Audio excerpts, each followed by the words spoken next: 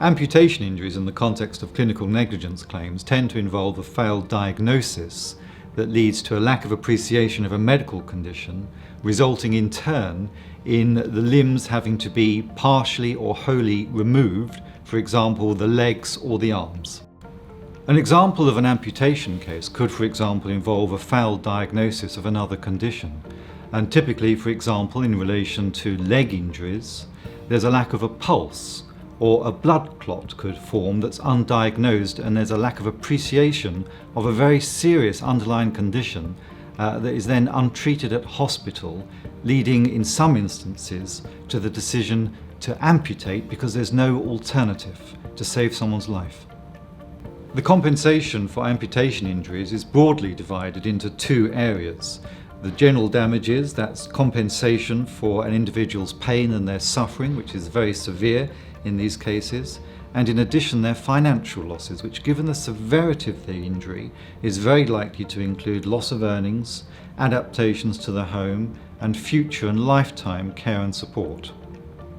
Claims are funded with the benefit of a no-win, no-fee agreement, which means that an individual client can take on their case without fear of having any responsibility to pay the defendant's costs in the event the claim is unsuccessful. There's no liability to pay Gadsby Wicks in the event the claim is unsuccessful, and there is no need for an individual to pay upfront costs or any costs as the claim progresses. The length of a claim varies greatly depending upon a variety of different factors. It depends upon the severity of the injury, it depends upon the number of medical experts that we need to instruct to construct and present that claim. And of course, a large factor in this is the defendant's response. If the opposing side to a claim admit liability and agree to pay compensation, then that would mean or should mean that the claim is resolved earlier. But of course, if liability is not accepted, then in those circumstances a claim can last for several years before complete resolution.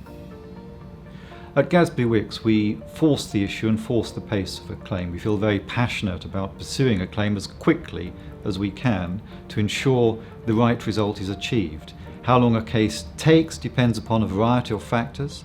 It depends upon the complexity of the issues, the value of the claim, the seriousness of the injury, and other factors, particularly the amount of time it might take for an expert to provide a report. One of the key features of the work that we do for you is to provide you with an indication at the beginning of how long your claim is likely to last, and we keep you updated throughout the process.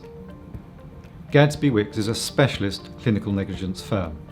Every solicitor we employ is a clinical negligence specialist. The whole firm does nothing but that type of work, and all our resources and experience are geared to ensuring the best results for our clients.